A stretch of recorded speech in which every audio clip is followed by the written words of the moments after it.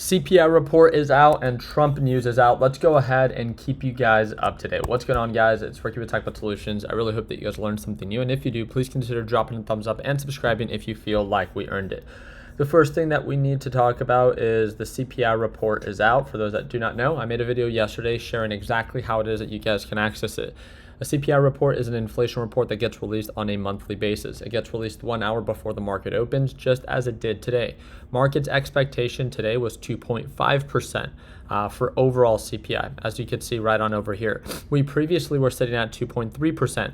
We came in at 2.4%, so actually lower than what was expected. It's actually very good, right? So there's no reason to undermine that.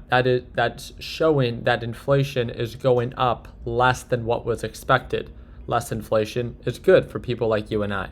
With that being said, our core CPI, which is all items less food and energy, it's just how it's tracked, was expected to be at 2.9%, previously at 2.8, came in at 2.8. So came in actually still 0.1% lower than what was expected.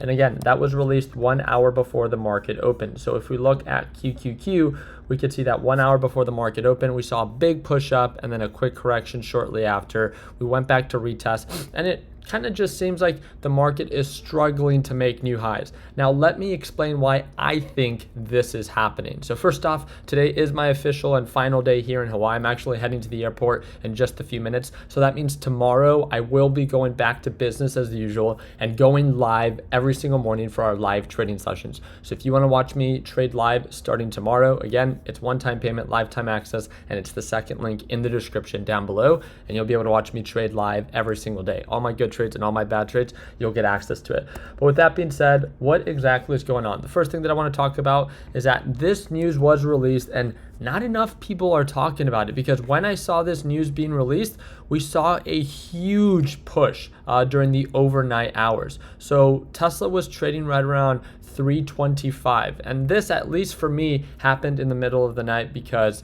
again, I'm in Hawaii, right? So right now it's 7:25 in the morning. With that being said, we saw a huge push up, about a 2 to 3% push, and Tesla has been slowly retracing since then. But it looked like Trump is about to kill California's EV rule. The president will sign a 3 resolution nixing the state's electric vehicle sales mandate and diesel engine rule. California's ability to set higher environment standards date to Nixon and the Clean Air Act. So again, it looks like this is having a direct impact on Tesla itself, and we'll see how things continue to develop. The other thing that I also want to make sure that I keep you guys up to date is, although it doesn't really have to do with the overall market, it kind of does, right? Because their drama did impact the stock market last week. It says, breaking, Elon said that I regret some of my post about Donald Trump last week. They went too far. So can the bromance be saved? You guys let me know down in the comment section what you think. I don't know about you, but especially someone like the President of the United States being told that his affiliation with Epstein, pretty much insinuating that he's a pedophile, and that's why he hasn't released the files, isn't a good look and isn't something that's taken lightly. Maybe Trump will throw it under the rug for the greater good of maybe America and his relationship with Elon, but we'll see how things actually come out. So the thing following the CPI report, Trump also stated CPI just came out. Great numbers. The Fed should lower 1 full point. That would pay much less. We would pay much less interest on debt coming due. So important. And again, this has been on everyone's radar, right? The United States needs to refinance its debt, and this is coming due by the end of the year. And if they don't get lower rates, then it will be even more expensive to borrow this debt. For those that do not understand, the U.S. pays nearly $1 trillion a year in interest payments alone. Imagine you having a credit card, and that credit card, not on the principal, but just on interest payments because you're borrowing that money. Imagine paying $1 trillion every single year. Well, again, you're borrowing that capital and you're borrowing at a specific rate, normally in the low to mid 3s. Right now, we're sitting right around the 5% mark. So this is why Donald Trump is encouraging the Federal Reserve to start cutting interest rates, so it makes it more affordable for the U.S. to refinance its debt. Will the Federal Reserve actually do it?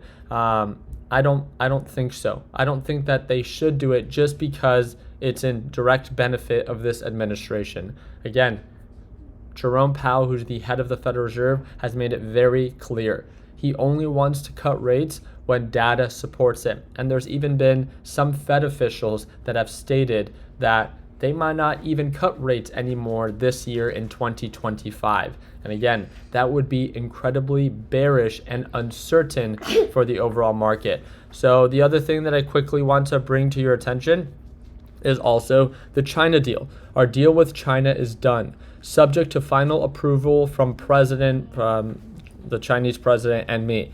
Full magnets and any necessary rare earths will be supplied upfront by China.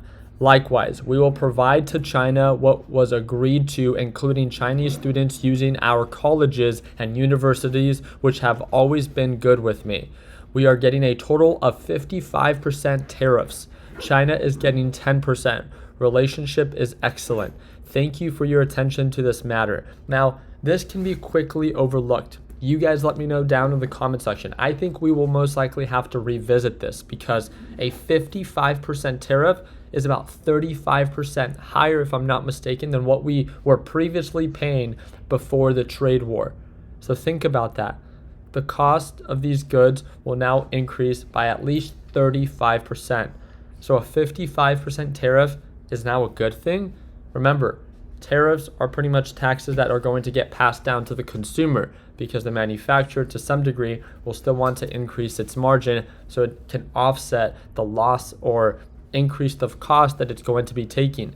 So definitely something that I think a lot of people are reading this and they're just going to be like, okay, a trade deal is done, let's move forward. And because such big numbers have been presented, it might be easy to overlook, right? Because we were previously at 145%. But I want to remind you, a 55% tariff is an incredibly high tariff. So I do believe that we will revisit this and it will become an issue later down the road. But again, we'll make sure that we follow with updates.